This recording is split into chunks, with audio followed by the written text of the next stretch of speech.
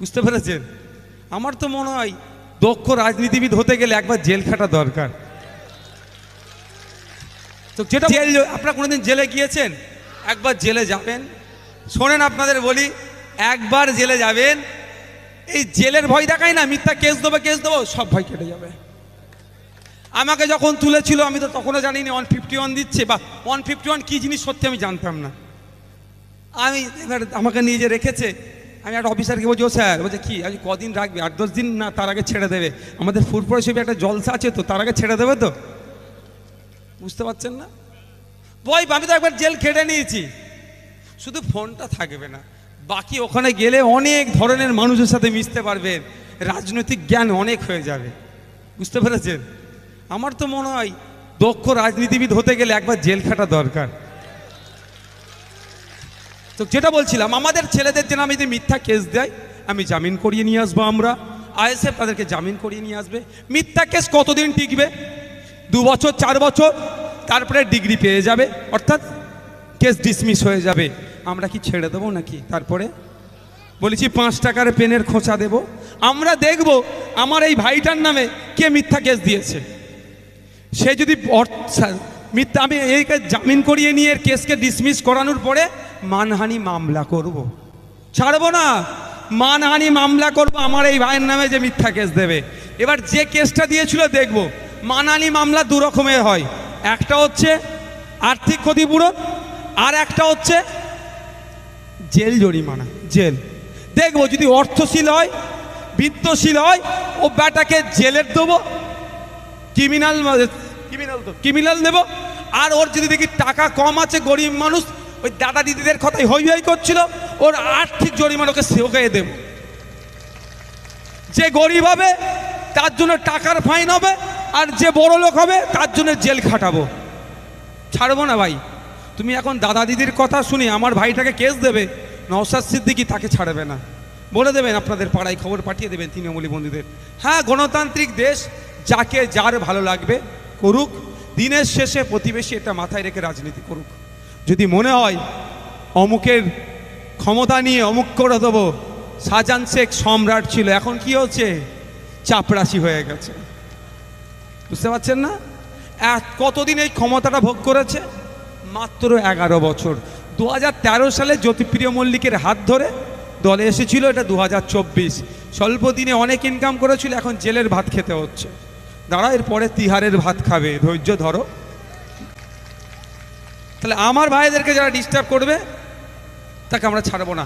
যেটা আবারও বলছিলাম, আমি তৃণমূলী বন্ধুদের বলবো, কোনো দাদা দিদির কথা শুনে মারামারি হানাহানিতে জড়িয়ে পড়বেন না।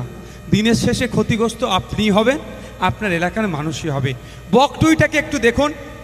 প্রথম কি দেখলাম, ওখানকারের একটা উপপ্রধান মতো সম্ভবত তৃণমূলের, তাকে বোম দিয়ে মারলো।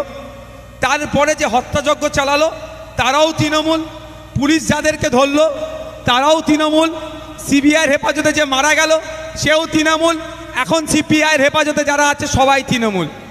আমি তৃণমূলটা বড় কথা নয়, সবাই তো পাড়ার লোক ছিল। ক্ষতিগ্রস্ত কারা হলো? প্রথম দিন ঘটনা ঘটার পরে, এই হত্যাযজ্ঞ চালানোর পরে বীরভূমের বাঘ কি বলেছিল? তৃণমূলের বীরভূমের বাঘ, আমাদের নয়, তৃণমূলের ভাষায় বীরভূমের বাঘ কি বলেছিল? টিবি বাস্ট হয়ে মারা গিয়েছে।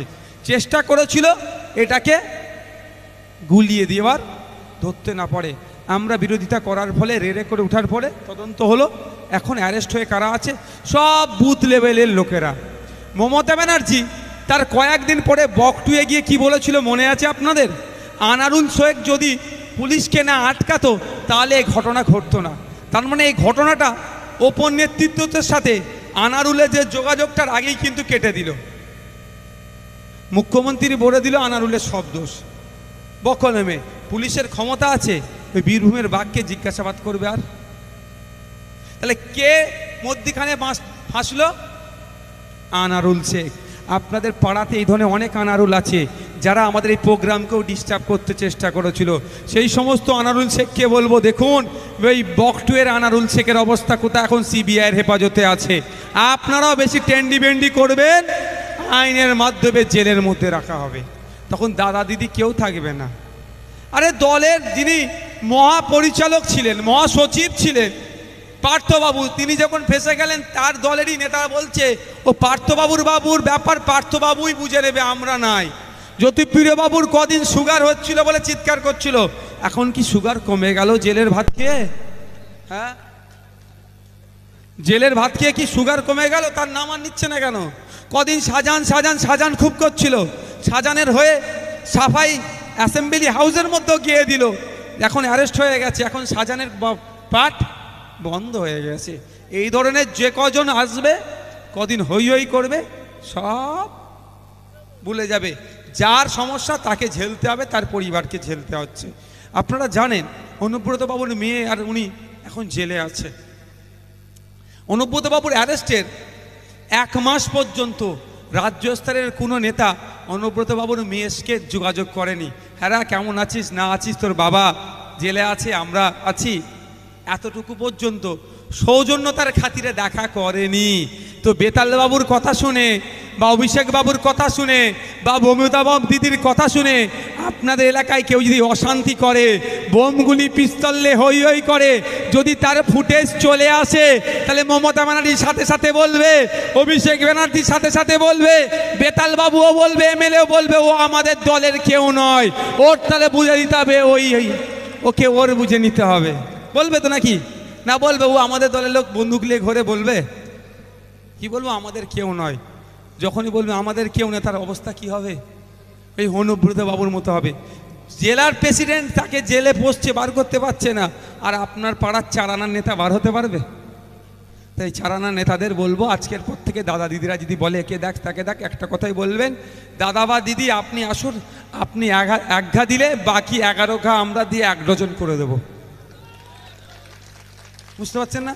দেখবেন দাদা দিদি আসবে না, কারণ জানে দাদা দিদি আসলেই জানে কেস খাবো।